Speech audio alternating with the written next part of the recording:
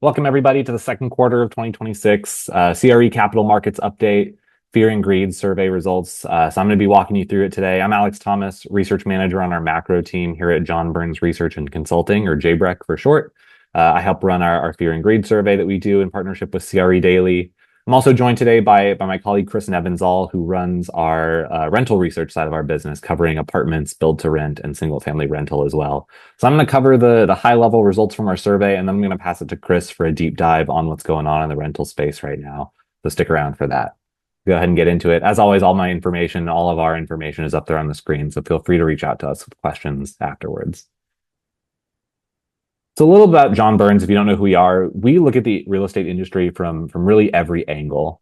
So we have a pretty diverse client base. We work with builders, we work with developers, we work with everybody who builds and invests in real estate. Our bread and butter is really residential, but we cover a little bit of everything on the real estate side of things. We have a few different ways that we look at things. We have a top-down approach. We've got a macro team that I'm on. We've also got an in-house demographics team, really looking at the long-term view for the economy, for the labor market, for population growth. All of that underpins a lot of the research that we do on the research side. We've also got a bottoms-up approach as well. In addition to the research side of our business that we sit on, we also have a consulting side of our business as well. Our consultants are spread across every market across the country. So we've got boots on the ground in every major market, working on deals, working on feasibility, work for some of our clients. So we've really got that great on-the-ground knowledge from our consulting side of our business as well. We also have a ton of proprietary data, of which the survey is just a piece of some of the proprietary data that we have. We do a ton of different surveys across all different aspects of real estate, especially on the residential side. And then we also have, as part of our kind of John Burns extended universe here, we've got client conferences that we put on a couple times a year. We just finished our summit in Laguna Beach in May, just a couple of weeks ago. We do special reports and white papers as well. So a ton of stuff you get as a John Burns client specifically. A little bit more on the proprietary data. I'll just go through this very quickly. That's a list of all the surveys that we do across the industry. We talk to apartment developers, build-to-rent developers, building product side of things, commercial, fix and flip, home builders, land survey, all these different groups across the real estate industry. That's on the B2B side. We also have B2C industry surveys. We survey consumers. We survey tenants in different communities. We survey residential architects, ton of different groups that really allows us to get current sentiment data across the industry. We summarize earnings calls across the industry. We have a ton of data that we get from public sources, from private sources, and then our own proprietary surveys as well. We do forecasts for the next 4 years for the industry. We have a ton of different standardized reports across all different sectors of the industry as well. And then again, we have those conferences and webinars that we do regularly, including this. So jumping into the survey here, we just wrapped up our second quarter of 2026 survey just a couple of days ago. Sent it out to all of you. So just going to a little bit about the survey. The goal of the survey when we put it together was to come up with a timely indicator of commercial real estate investor sentiment and expectations over the next several years. So a lot of data on the space. On the hard data side, some of that tends to lag. We really are interested in, all right, what are people feeling right now, and how are they planning to act over the next couple of months here? We get a really good sample size thanks to our partner CRE Daily here. We get somewhere between 500 and 1,000 market rankings every single quarter. So we get a really good sample size. The most recent survey was between May 4th and May 25th. So a really interesting survey period, and I'll get into why in a little bit here. And we mainly cover 4 commercial real estate sectors, so multifamily, industrial, retail, and office. We survey a pretty broad range of operators across the industry: owners, operators, GPs, LPs, brokers. So we get a really good sample as well in terms of diversity across the industry. Good sample in terms of regional geography as well. And then we do skew a little bit more towards larger operators. So this is a little bit more representative of those more bigger institutional players across the space here. So diving into the index itself, our overall fear and greed index here is at 56. So what does that mean? On our index, it's on a scale of 0 to 100. 50 is the middle. So what this is, it's a composite index based on a couple of other things here. We ask about, all right, what are you currently investing in? Are you increasing or decreasing your exposure in that sector? What do you expect to do over the next 6 months? Do you expect to increase or decrease your investments in that sector? And then, of course, we ask about access to capital, which is really the rate limiting factor on industry expansion.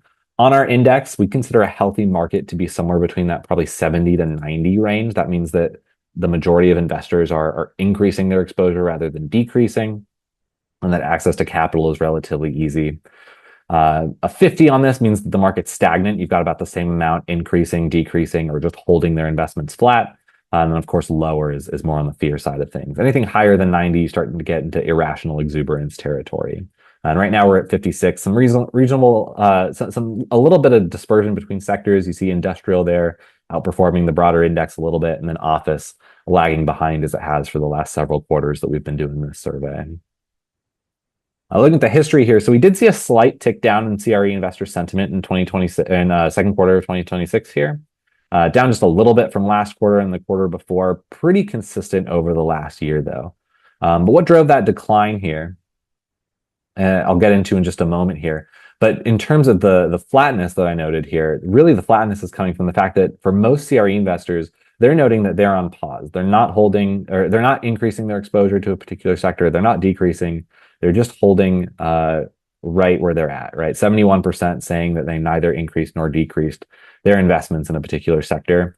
We had a lot of investors continue to cite elevated levels of uncertainty across the industry. At the end of all of our surveys, including this one, we always have a text box at the end where we ask investors, hey, is there anything else we should know about this market? What do you think we should know? What's driving your your ratings here?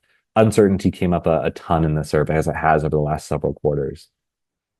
But what's driving that downtick that I noted a little bit ago is really this access to capital index. It's one of those three major questions that go into that composite index. We ask, is it getting easier or getting harder to access capital versus the prior quarter?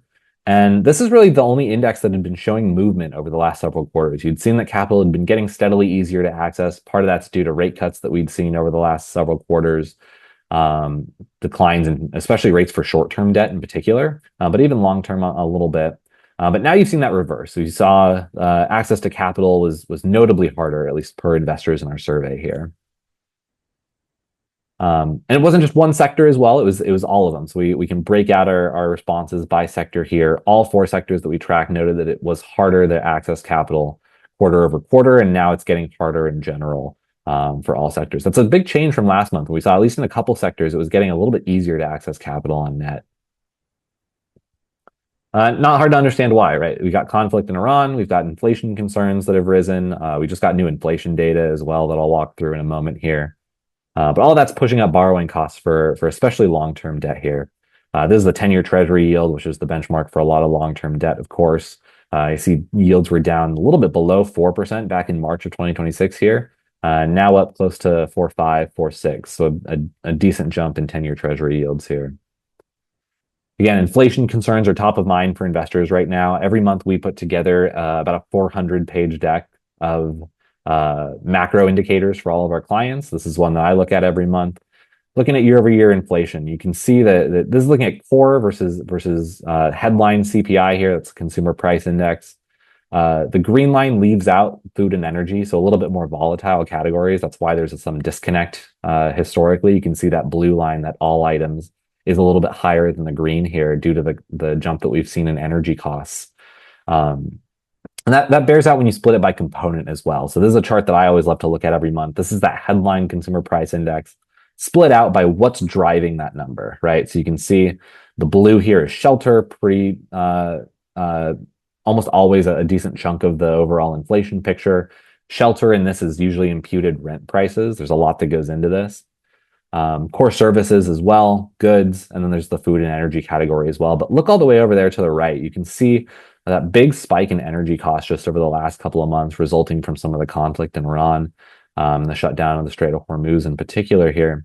I just want to note that that's also a pretty big reversion from what we've seen just historically here. So look at the green line, just even over the last couple of years, even when inflation was elevated and kind of on that slow grind lower from 2023 to 2025, energy had mostly been a deflationary force. You'd actually seen it driving down that overall headline inflation. A little bit less so in 2025, a little bit more flat. But now you've really seen that picture reverse. And so that's driving up that headline inflation. Before I move on to that, I just want to say too, I don't have a slide on this, but we also got the producer price index today, which looks at what it costs producers to produce things. You saw that start to jump as well. And what's interesting there is the longer that you see energy inflation continue to be strong, the more that starts to flow into other areas like core goods in particular. So you can see core goods inflation is also coming up relative to, again, that had been a deflationary impact or been a deflationary force over the last several years. You're now starting to see that start to contribute to overall headline inflation as well. And so the longer that this draws on, the more that flows into overall inflation, core inflation as well. So we wanted to know, all right, how are commercial real estate investors reacting to this? What are you changing right now? So we asked, how has the recent increase in oil prices and associated inflation concerns changed your underwriting for new acquisitions over the next 6 months? And so 72% of investors here said that at least something has changed in their underwriting here. The most common answer here was that investors either raised reserves or their OpEx assumption. They're underwriting increased borrowing or financing costs, makes sense, or they're changing their rent growth assumption going forward. A few changing their cap rate assumptions, going in cap rate, exit cap rate, and just a few of them were changing their required internal rate of return or yield hurdle. But really the takeaway for me from this is that most investors right now are underwriting the shock as a margin squeeze. They're cutting NOI assumptions rather than changing exit caps and return hurdles here. So I think that's notable that this is a little bit more temporary in the eyes of, I think, a lot of commercial real estate investors right now. So that's on the long-term side of things. Talking about the short-term side of debt as well. When you look at and inflation impacts, this is a chart that I always love to look at. This is what the bond market is implying the federal funds rate is going to be by the end of the year. And so you can do a lot of fancy math and figure out what the bond market thinks is going to happen here. About 32% of investors of the bond market is saying, or the calculation here is that there's about a 32% chance of no change to the federal funds rate, basically no chance of a rate cut going into the rest of this year. But interestingly, about 43% chance of at least one 25 basis point cut, 20% chance of two, and then a 4% chance of a hike, excuse me. A 2% chance or a 20% chance of two rate hikes of 25 basis points, or even a slight chance of three as well. And so it's been interesting to see this change over the last several weeks to months. There were some rate cuts in this forecast going into the year here. Now those have basically been priced out. So I mention that because, especially on the short-term debt side, the SOFR rate tends to follow the Fed funds rate very closely. And so this is implying there may not be rate relief on the short-term side either for this year. So that's monetary policy. I want to talk a little bit about congressional policy right now. This is a little bit separate from the commercial side of things. But at least in our survey, we noted that about somewhere between a fifth and a quarter of you are invested in the build-to-rent space. So we wanted to cover that briefly. This is something that we've been tracking very closely over the last several months. There was a bill floating around Congress, the 21st Century Road to Housing Act. And if you're not familiar, there was a provision in this bill that would have mandated a disposal requirement for newly constructed build-to-rent properties after 7 years if they're detached. The goal there trying to get housing supply, I guess, out of the hands of institutional investors. That disposal requirement language was in the original draft of the bill that was passed by the Senate. And so we have been following this for months. Back in March, we wrote a piece talking about how the bill that's supposed to be focused on housing affordability is probably going to make things worse and not better by shutting down a whole category of construction. A couple weeks later, we noticed just by talking to the groups that we survey, the industry contacts that we have, that even though the bill had only passed the Senate, it hadn't passed the House or been signed into law or anything, it was still freezing that portion of the market pretty considerably. And then just a couple of weeks ago, we did finally get the House version of the bill. The House did remove that mandatory disposal requirement from the Senate version of the bill. So a little bit more policy clarity coming from the House. Again, still floating through Congress right now, but at least some optimism that maybe that provision's been removed from any kind of final bill here. And note that came right in the middle of our survey period. Now, that said, most of the responses that we got here were before this change was made.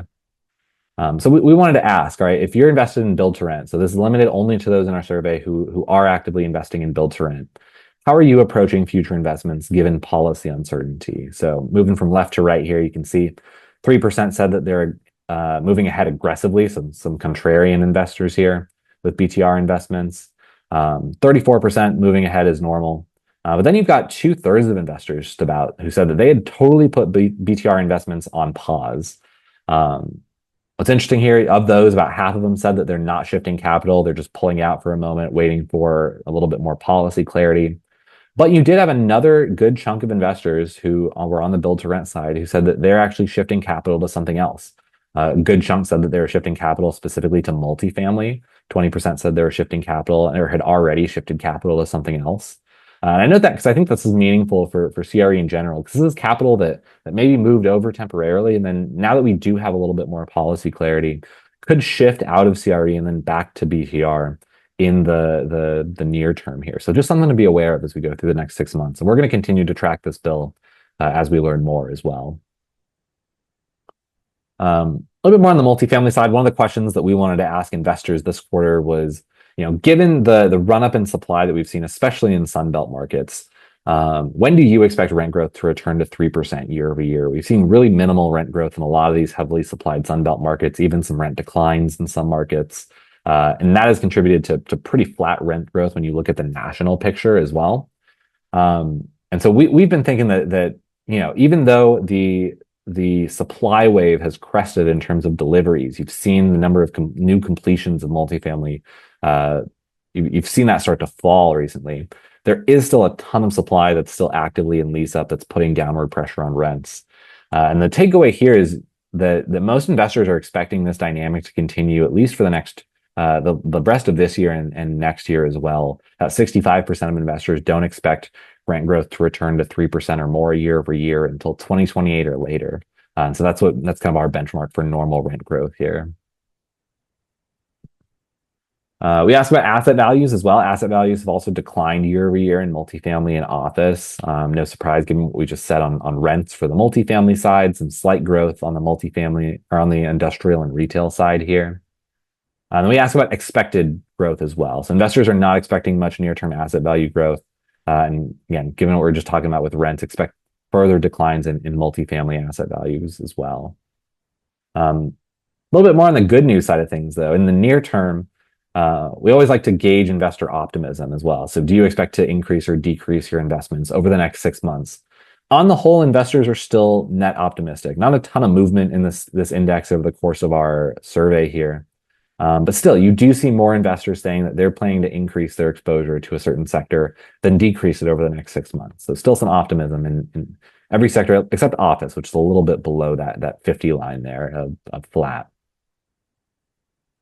Breaking that out into components here, about 39% of investors expect to increase their CRE exposure over the near term. And that's, again, compared to just 10% who expect to decrease that exposure over the near term. Then there's also the story of AI. We talked a little bit last quarter about the booming AI sector as it relates to CRE in terms of new construction in particular. There's also in the impact that it's having, I think, on operations as well that we wanted to get at. So we asked investors, how are you using AI right now to drive efficiencies or what are you using AI for? And we got some really interesting insight. 72% said that they're using AI for market research. Another 53 said that you're using AI to help with deal underwriting. 38% for legal. A ton of other different creative uses of AI here. I just draw your attention to that second to last bar on the right side. Only 16% said none. So this is very quickly becoming ubiquitous across the industry. It's clearly something that I think investors are leaning into as they try to find efficiencies in what is a pretty stagnant market right now nationally. So with that, I'm going to pass it over to Chris to do a little bit more of a deep dive on the multifamily side. So take it away. Great. Thanks, Alex. Excited to be back with you this quarter, talking about the capital markets and specifically what's going on in the rental market. You talked a lot about what we're seeing in terms of multifamily. So as we go into kind of where the benchmarks are for rent growth, you'll see here, actually, the bars are pretty much non-existent. Current rent growth in apartments year over year, just flat. For BTR, we're down 70 basis points year over year. So as Alex mentioned, that slog specifically in the Sunbelt, but it's really permeating across the country. The 2021, 2022 boom days have been over for several years. We're now finally just kind of working through all of the supply, and now we're working through some of the demand headwinds that we've seen recently. Going back to 2025, we saw immigration come down. That was certainly a headwind. for rental housing demand. We saw the job growth really moderate as well. Um, Job market is a little bit stronger. If you look just at the past 3 months, we're seeing steady job gains, but not anywhere where we were seeing 22, 23, 2024. So the demand side of the equation is really what we're focusing on now as we move out of this supply wave, and we'll really need to see that demand start to pick up before we see rent growth accelerate.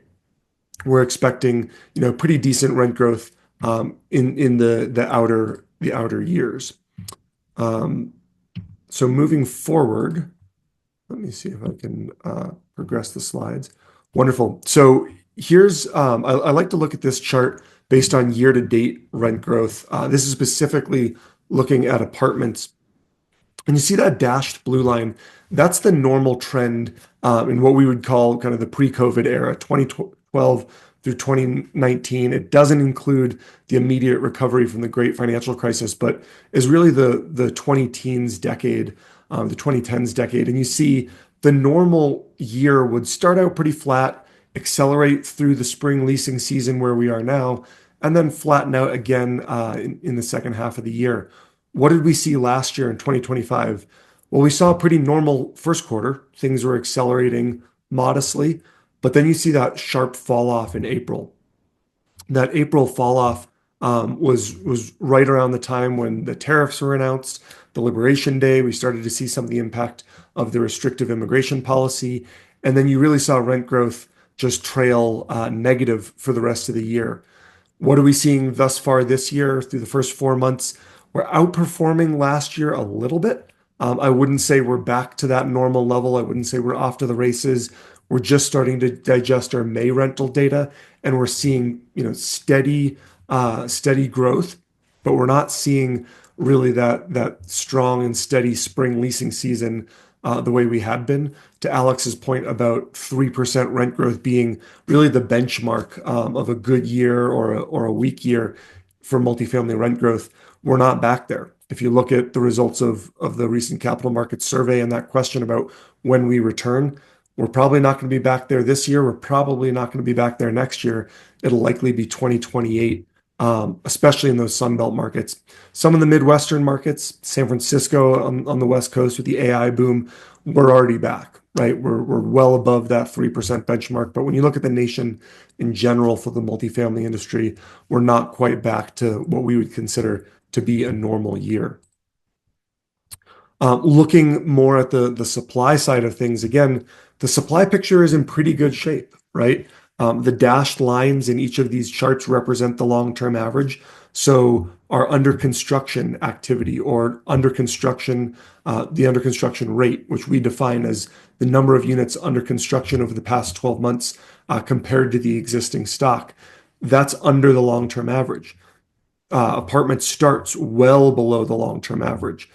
Deliveries we're still kind of winding down on that supply curve, but those deliveries are continuing to fall. And as you look at the starts really below the long-term average since the end of 2024, those deliveries will continue to fall, and we will fall below that national, excuse me, not the national average, the long-term historical average. The good news I would point to is this bottom right chart, and that's our absorption. So we're still absorbing more units than we do on a historical basis. Are we absorbing fewer units than we were a year ago? Yes. But that's in line with kind of what I mentioned about job growth slowing down, immigration slowing down, demand is slowing down. But the fact that we're still absorbing more than the historical average gives me good grounds for optimism that we're almost out of this multifamily recession. And I think we should call it as it is. The multifamily market and the rental market has been in a recession for a couple of years now. Absorption's good. Demand is, I'd say, steady. If we do see job growth improve faster than what we're expecting, then that will just bring rent growth even sooner. But again, going back to the question in this survey, going back to our forecasts, it's likely not for a good 18, 24 months from now until we see that long-term average rent growth return. So looking at kind of a regional breakdown, Where are we seeing the most growth? Again, San Francisco, we have it in our Northern California region, but it's really kind of San Francisco and San Jose more so than the region in general driving rent growth. Double-digit rent growth across a lot of different submarkets in the San Francisco Peninsula, in the South Bay, even in the East Bay, with all the AI spending, with all the AI investment. Obviously, we got SpaceX's IPO this week. We've got Anthropic and OpenAI filing for IPO. A lot of activity in the AI space in the Bay Area, driving rent growth at an astronomical clip. But still good rent growth in the Midwest, still decent rent growth in the Northeast. Where are we seeing the weakest rent growth? Again, not surprising. Southeast, Texas, Southwest, and Florida, still negative rent growth on a year-over-year basis. Job growth, fairly mixed. Again, Northern California with all the AI jobs. Texas, a lot of decent job growth there, but negative job growth in the Southwest. Denver, Phoenix, negative job growth in Florida as well. Income growth remains steady. And so one of the trends that we've been seeing, it's been a bit of a challenge on the lease-up side of things with all this supply, but pretty steady renewal rates. If you look at the apartment REITs, if you look at the single-family rental REITs, pretty strong renewal rent growth activity. The new lease rents are where we are seeing a lot of the negative activity. So income growth is really what drives renewal rents, right? So you see incomes are steady and strong. People who are in apartments, people who are renting homes, they're getting wage growth each year. And so they're able to pay a 2, 3, 4% rent increase. Where job growth is negative, though, or where job growth is flat, that household formation is lagging. And so the new lease rent growth or the absorption is tough. And that's where you see a lot of concession activity, negative effective rents. And so we're really seeing a continued bifurcation between renewal rents, more tied to income growth, new lease rents, more tied to household formation and job growth. And I'd expect that to continue as we move forward. But again, pretty steady absorption. Even strong absorption in the Southwest and Florida, 4.5% absorption. I will caveat that by saying that a lot of apartment developers are having to buy occupancy, significant concessions in those markets, in Texas, in Phoenix, in Denver, across the Florida markets as well. So really buying occupancy in some of those markets to keep those absorption levels steady. Moving forward, you can see the apartment market conditions across the country. Not a lot of green. Dark green in the Bay Area, where I mentioned, some green across the Midwest, but a lot of red, orange, weak and very weak markets. I will say, though, if we were to go back to last quarter's webinar that Alex and I did, there were even fewer green markets, more orange, more red markets. So we are starting to see very incremental improvement. Again, are we back into positive territory? No, but we are starting to see some incremental improvement in those market conditions for the apartment markets across the country.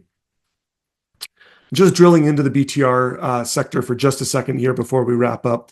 I love the granularity of our BTR data. We look at things by product types, so single-level row homes, townhomes, single-family detached homes, horizontal apartments, or mixed communities, meaning two or more of any of these product types. What really caught my eye with this data, look at the townhome the townhome rent growth. A year ago, rents were up about 1.7%. Today, they're down about 30 basis points, 20 to 30 basis points. The townhomes are where we're seeing a lot of growth. Townhomes were carved out of the bill that Alex had mentioned, so they were never at risk. All of these BTR product types are now viable with the modification of the House bill. But really the shift in the townhome market, horizontal apartments continue to soften. But looking at the BTR market, a year ago, rents were up about 70 basis points. Now they're off about 40 basis points. So, tough slog right now in some of those product types for BTR. As we do get through the supply wave, I expect that to bounce back. But it's going to be a bit of a tough go for at least another year or two. I do want to do a quick plug for our apartment developer and investor survey, as well as our build to rent developer operator investor survey. We really appreciate you all taking the CRE capital market survey. If you're interested in taking either of our other rental surveys, please reach out to me. You can see my email address here. Please reach out to Alex or anyone else, and they'll connect you to the right places. But with that, I will turn it over to Alex to wrap us up and finish us off. Thanks very much. Awesome. Thanks, Chris. Yeah, just wrapping up with a couple key takeaways here. As we mentioned, about 71% of investors are still holding, still pretty flat across the space here. We're seeing a meaningful tightening in access to capital, and we're expecting the capital may tighten further this year, just given some of the forecasts for rates going forward and inflation as well. And then, as always, investors are still wary of political and economic uncertainty and some sector-specific headwinds as well. Just going by sector here, we talked a lot about oversupply. Again, completions have slowed, but still a lot in lease up, and some soft demand in some markets. Bay Area notwithstanding here right now, as Chris was mentioning, still expecting minimal growth until 2028 across the Sunbelt, especially across the Sunbelt, and then minimal soft rent growth nationally as well. Some pockets of outperformance in some places. Industrial still the strongest sector in our survey. As we talked about, this is what we focused on a little bit last time, but this is being aided, at least in part, by some data center adjacency. Retail is still steady, but this is most exposed to consumer cost of living pressures. Think back to what I was talking about with inflation. This is where you start to see some of that potentially start to hit. Office, still some improvement, but demand is soft. So watch for distress in this space. We are still seeing falling new construction across office. So the market will find balance. It's just still taking some time to get there, I think. Then some opportunities. Again, we always like to end on an optimistic note. Look at medium-term opportunities for rentals. Once the supply glut clears, we do expect that rents will get back to a normal, even in the Sunbelt, in the outer years of our forecasts. So lean into opportunities there. On the build-to-rent side, some policy clarity. We're hoping that induces some activity in what was, at least going into this year, a pretty frozen part of the market.